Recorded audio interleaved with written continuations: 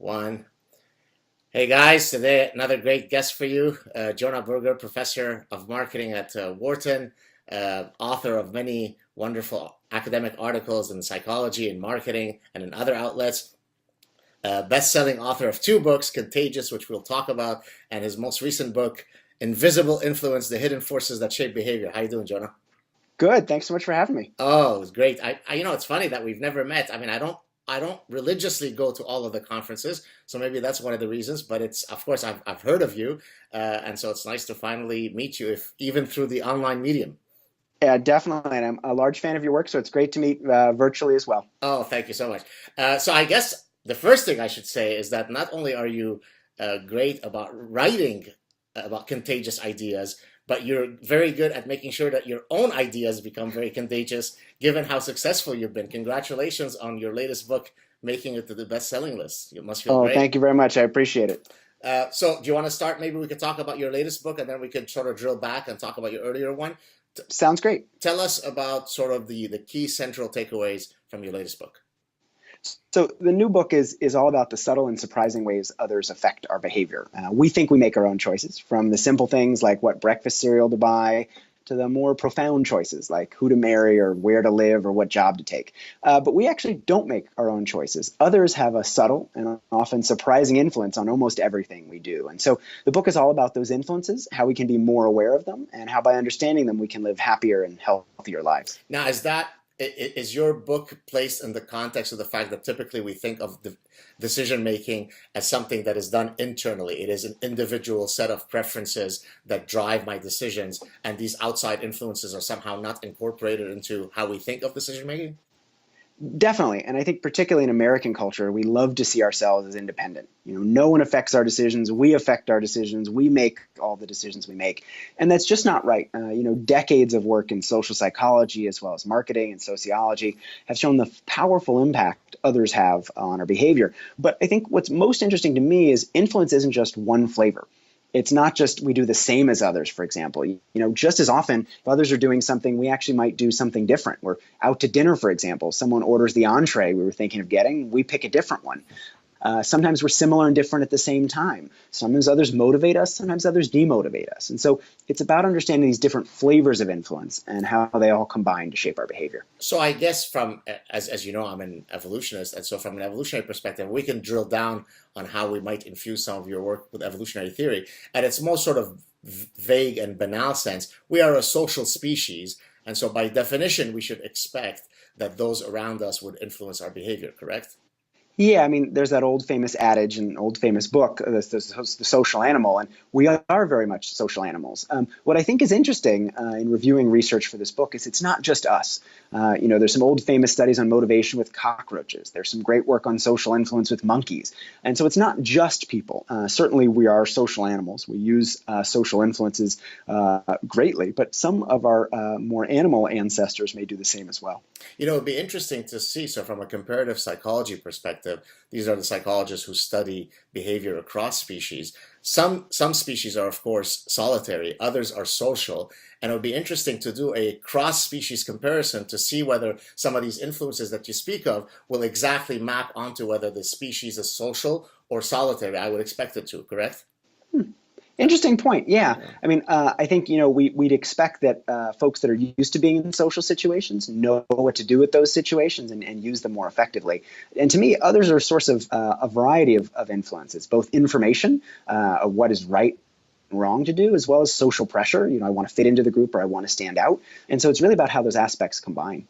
So I'm trying to think of some cultural references. So when I've written my own books, and I think you do the same thing in yours, it's always nice to bring in cultural references, whether it be from movies or television shows, to highlight certain points. And so I thought of two examples, and you tell me if they map nicely onto your book or your latest book.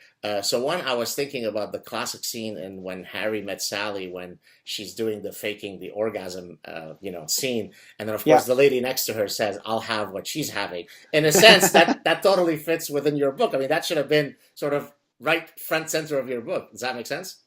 Yeah, it's a good example. There's A funny one. I was a different example, different direction. That's a case of imitation. But there's a recent example where Abercrombie and Fitch actually offered to pay an actor money, but it wasn't to wear their clothes. It was actually not to wear their clothes. So Abercrombie paid Mike the Situation Sorrentino of Jersey Shore fame not to wear their clothes, because in this case they were worried if he's wearing them, other people might be less likely to wear them. And so what I think is interesting is these different ways. I mean, it's almost like a magnet in some sense. Influence, sure, it attracts sometimes. You know, in How I Met Sally, the one wants to order the same thing because she wants to have the same outcome. But in other cases, it repels, leading us to avoid that thing or do the exact opposite. And so we really got to understand all these different aspects. So give us, say, the 3 or 4 most compelling examples that people can sort of take away. You talk about storytelling, and so it's always nice to demonstrate some of these phenomena with vivid stories. So what are some of these great examples that you discuss in your book that speak to this social influence? Yeah, so we just talked about one, a case where a company actually pays someone to avoid doing something. But there are a huge number of others. So talk a lot about mimicry and mirroring, how people imitate others' behavior. And there's some great research that shows, looked at negotiators, found what makes negotiators more successful. They found negotiators were 5 times as likely to reach a successful negotiation if they mimicked or imitated their negotiating partners. If the person tilts their head to the side, well, then the other person does the same. If someone crosses their legs, the other person does the same. Subtly mimicking or imitating their behavior greatly increased their success. Same thing is true with waiters or waitresses. If a waiter, you're making an order at a restaurant, you say, I'd like a Caesar salad with chicken, dressing on the side, and a Diet Coke. And they say, okay, you'd like a Caesar salad with chicken, dressing on the side, and a Coke. They just got 70% higher tips by simply mimicking someone's behavior. And so huge amount of research, everything from dating to sales context on how mimicry can help us facilitate social interactions. We trust each other more, we like each other more, and we're more persuaded as a result. Is it so in the example of the waiter, waitress one that you gave, is it because he or she is sending a signal that they are being attentive, that they are being empathetic to you by repeating what you said? Is that why that is working? Yeah, so there are a few reasons why mimicry works. One that you've noted is it suggests that someone's being empathetic, that they're actually listening or paying attention to us. But another more subtle one, imagine you and I are sitting here chatting, and we realize that we have the same birthday. If we have the same birthday in common, or we went to the same high school, suddenly we feel like we have a kinship. You and I are more similar than we'd realize. We trust each other a little more. We like each other a little more. And if you ask me to do you a favor, I'd be more likely to say yes as a result. And so the fact that we have something in common almost facilitates the social bond. It enables us to have better interactions because we feel a kinship. I've got a great one for you that speaks to exactly this phenomenon, and it's a physiological response. Yawning. Yep. You ready? Do you know? Oh, yeah. Okay, so here it goes. So this is a colleague of mine, Stephen Platek, an evolutionary psychologist. He had done a study with some colleagues, I don't remember all their names, where they had looked at the likelihood of having contagious response to yawning, right? If I yawn right now, you're likely to yawn. The likelihood of the person being, if you like, infected by this contagious yawn depends on their empathy score. The higher they score on are you familiar with that study? Yeah, so that totally fits with what you're saying, right? Yeah. We're synchronizing our physiological states. Yeah, and so to me, I mean, what's interesting about influence, it happens all the time. From us sitting here chatting together, whatever we're going to do next in our day, influence happens all the time. But there's a science behind it. And I think often as individuals, we don't realize that science. And even as folks that study it, we don't realize the myriad of ways that it's affecting us. And so it's been great to review some of that literature and help share it with the world. So now there are obviously different domains in which these influences might be more operative versus less. Is there a framework or a taxonomy that one can come up with where we can say, here are the cases, in food-related issues, I really expect this effect to happen, but when it comes to mating, I don't expect it. Is there such a mechanism by which we can navigate through these domains? It's a great question. And at least as I've seen, we might imagine it for more expensive items, high-priced things, big decisions, influence matters less. Yet, we did some research a couple of years ago where we found, in addition to if it's on sale or if there's advertising, you're more likely to buy a car if your neighbors bought one recently, if the people that live around you have bought one recently. Now, you'd think that's such a small influence whether our neighbors bought one recently, yet it does have an effect. Or if you're looking at a house, for example, and trying to figure out whether you should look at a given house, we often use how many early days it's been on market as a tool to figure out whether that house is good or not. And so even in these really important decisions, we still rely on social influence. So Go ahead. I'm not sure that there's certain domains where it matters and others that it doesn't. The one place I have seen is age. And so it seems like younger people are more susceptible to influence than older folks. Not by leaps and bounds, but by at least a little bit. Particularly if we're at an age where we're trying to define our identities, separate ourselves from our parents, figure out who we are, we tend to look to others a little bit more than once we already have that formed self. And I mean, if I wanted to test what you just said, I guess one way that I would go about it, we're brainstorming now for future research projects.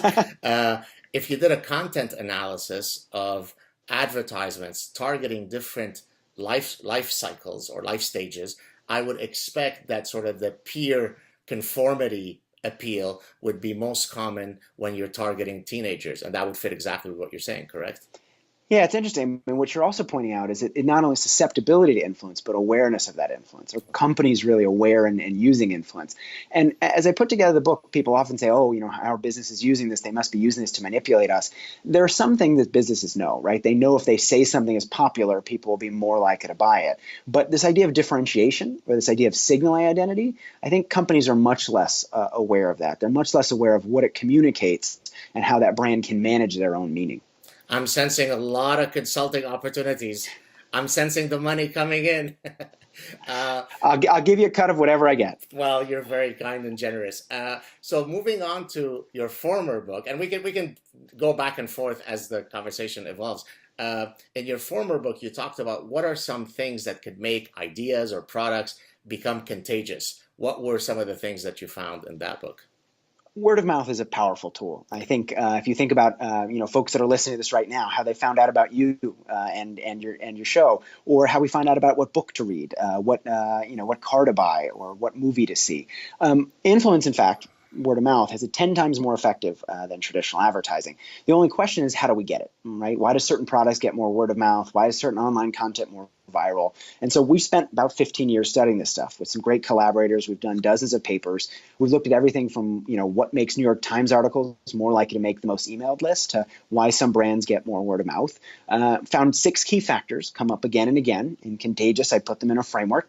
It's the STEPS framework, and that stands for social currency, triggers, emotion, public, practical value, and stories. And each of those is a research-driven principle that helps us understand why people talk and share and why some things catch on and others fail.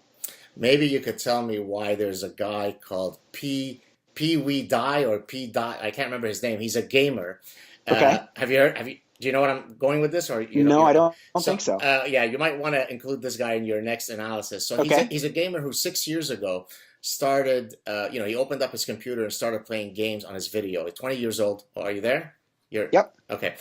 So he started 6 years ago. Fast forward 6 years, he has 44 million subscribers on YouTube, Wow. 12.3 billion views, and he's so far generated from ad revenues on YouTube $124 million.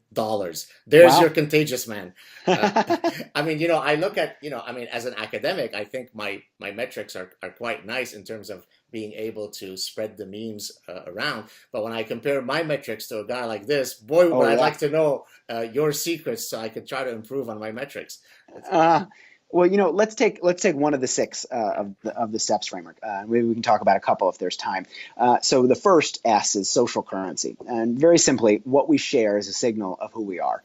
Just like the car we drive or the clothes we wear, the things we talk about or the things we share affect how other people see us. And so one way to get people to share something is not just to think about how we look, but to think about how they look. How does someone else look when they share my message? So how does a listener or viewer of this video, for example, how does it make them look to pass it on to someone else? Does it make them look smart, like they know about psychology that others don't know about?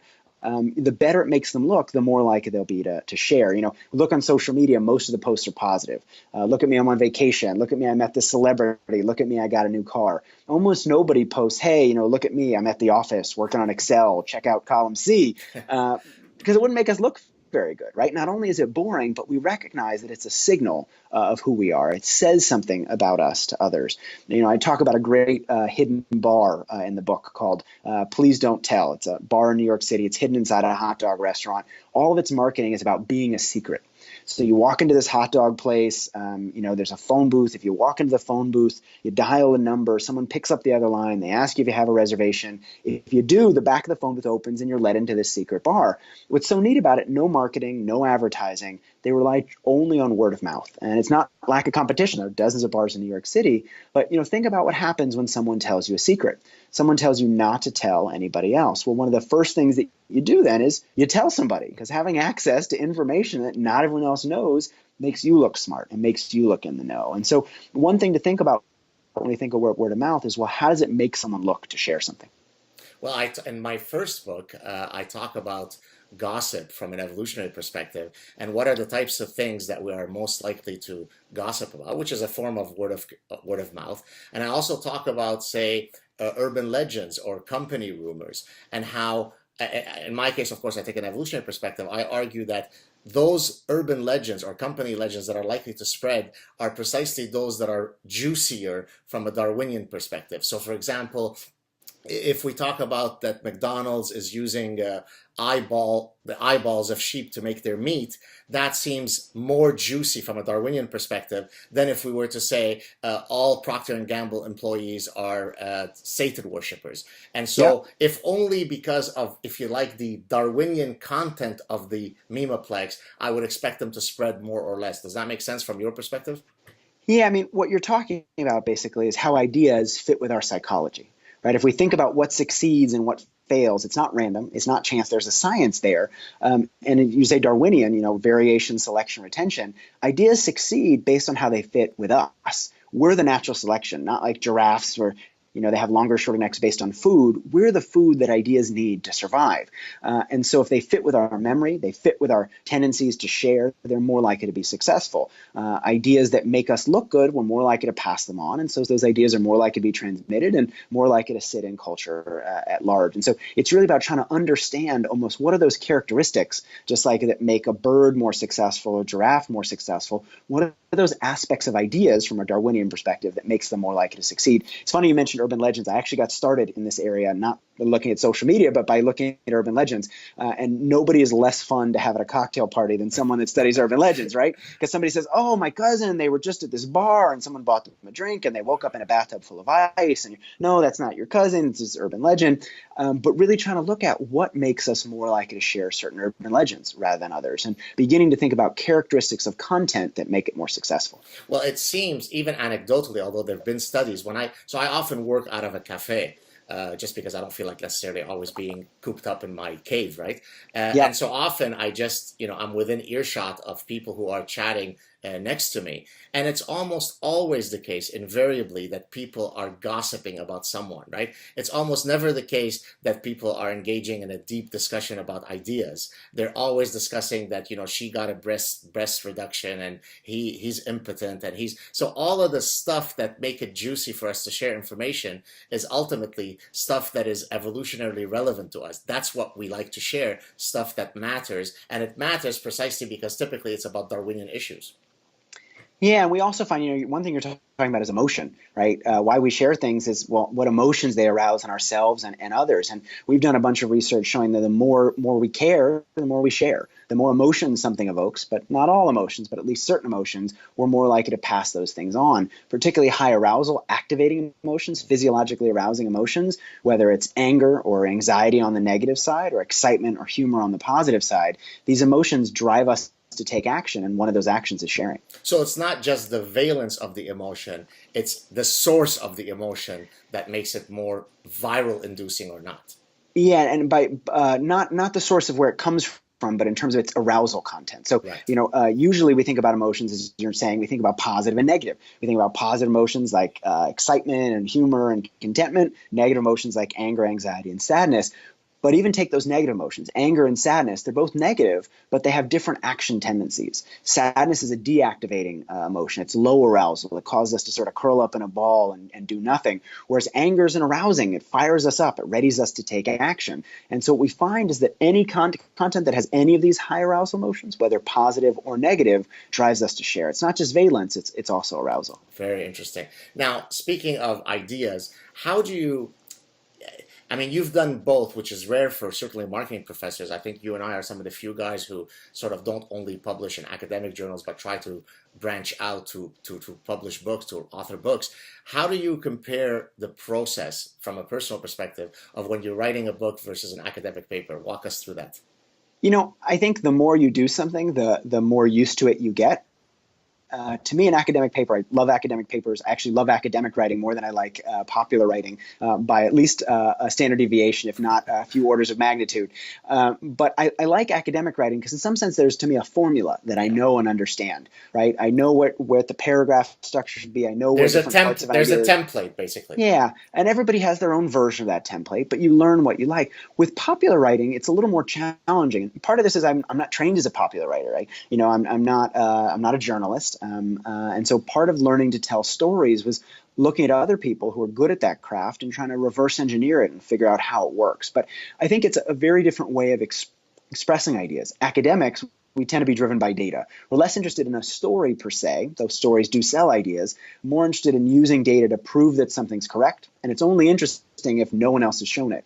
In more popular writing, it's really about telling stories that carry ideas, almost using stories as Trojan horses to carry messages along for the ride, and thinking about, what are engaging stories that illustrate an idea, but also prove that idea through that illustration. But it's interesting that you say storytelling because when I'm giving feedback to my students, I always tell them, I'm not picking up what the story here is. I don't see the roadmap. I'd like you that wherever a reader is in your manuscript, they know exactly where they've been in the unfolding story and where they're going. So even if it's academic writing, I think the metaphor of storytelling is a very apt one. I think it's a very good way to look at it.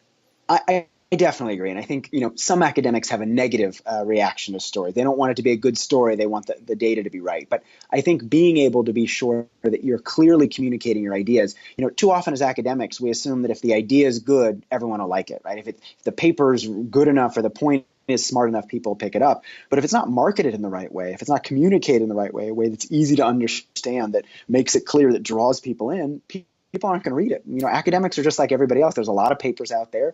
It's hard to figure out which ones to read and find the time to read them all. And so we tend to use subtle cues like what an abstract looks like, does a title draw us in, as whether to read the rest of the paper.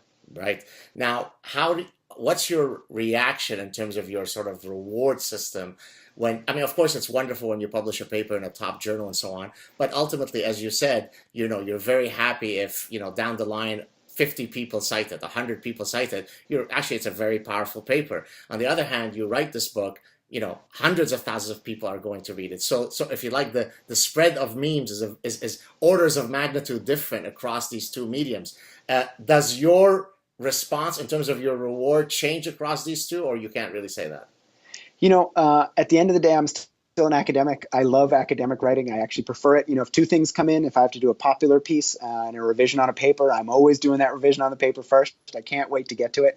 But it is nice to be able to share ideas. And it is nice, we have so many great colleagues who do so much interesting research. It's great to be able to try to share that research with the world.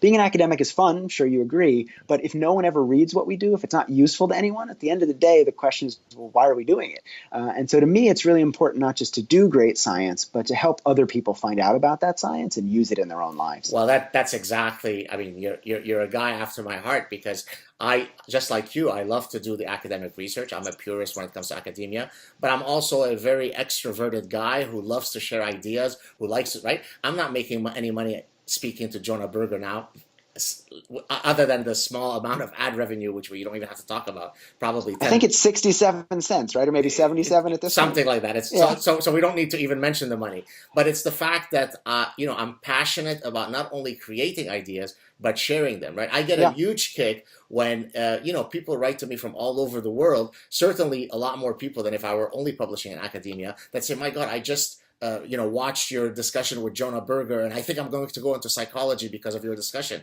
Well, that's an incredible high, right? And so, is there a way you think that the reward structures, and I've asked this of some of our other colleagues, that the reward structures in universities will eventually change so that people will start appreciating that which you and I do outside of the academic writing? It's an interesting question. I mean, I've often thought, consultants have a really fun job. Part of what they do is translational. They take the good academic research that's out there, but they figure out a way to communicate it in a way people can understand. Academic writing tends to be very arcane, often hard to understand. Academics are often speaking to one another rather than folks outside of academia. And so why would anyone want to try to slog through a paper if the academic isn't even trying to talk to them? So I think being translational or having someone do translational work is really important. And hopefully there's a place for that in academia as well as more broadly. Not only whether you publish academic papers and whether they get cited, but whether they have impact. And not only impact in academia, but impact more largely. There's now, I heard that some granting agencies now force people to write what amounts to the equivalent of a press release. Oh, interesting. And that's precisely because they're now incorporating that reality within their evaluation structure. So I think times, and that there's even another, I don't know if you know this company. Are you familiar with Altmetric? Do you know what that is? I don't think so. No. So Altmetric is a company that basically provides a quantitative score to academic papers that is, I mean, this is really right up your alley because it's basically a buzz metric, right? I think I did just hear about this. I think someone mentioned it, yeah. So basically, okay, so we could go check Jonah Berger's latest paper and it's gotten 32 citations from Google Scholar. Great. But how about the number of times that people have covered it in Time and Forbes and on blogs and on Twitter and so on. And so then you could get a number that gives you the percentile of buzz that your paper's generated. And I can I bet you that in 10 years, this will become sort of part and parcel of our CV, our academic CVs. Hopefully. So tell me about, let's talk about how you come up with ideas when your academic ideas. How do you decide, this is the next paper that I'm going to work on? Is there a method to the madness, or is it whatever idea that comes to you that tickles your fancy? Sure. And, I apologize. I know we started late. I know you have to go soon. So I'm happy to do one or two more questions and then we should probably cut it. Sure. But, for me, I take a very traditional perspective. I grew up on old school social psychology and thinking about bottling phenomenon. And so for me, often it's looking around the world and saying there's a puzzle. Why did I do this weird thing? Or why did someone else do this weird thing? I did a paper on motivation and how being behind can be motivating based on being a soccer coach and noticing that my team seemed to do better when they were losing at halftime. Working on a paper more recently about items that we have in our lives that we don't use, but actually become more valuable over time because we don't use them. And so part of what I think about being a scientist is fun is we get to look at our own behavior almost as a laboratory and say, well, why did I do that? Or why did my friend do that? And how can we do a paper to understand it? Very cool. Okay, so let's wrap it up with the last question. Yeah. I know you just finished a project, but are there any other projects that are in the pipeline that people might want to hear about that you'd like to promote before we wrap it up? Oh, goodness. Just the new book, I think, in Invisible Influences we've been talking about. It came out almost probably 2 weeks ago now, so it's just out. It's sort of my new baby or my new project, at least for the next couple months. And what's so exciting with a book is you get to share these ideas. And just as you said, people writing in saying you encourage them to get into psychology. Nothing makes me happier than to hear someone use the ideas. And so I'm excited to share it with the world. Continued success. Great talking to you. I'm sure we'll run into each other at a conference. Talk to you soon, Jonah. Looking forward to it. Thanks a lot. Cheers, Bye-bye. buddy. Bye-bye. Take care.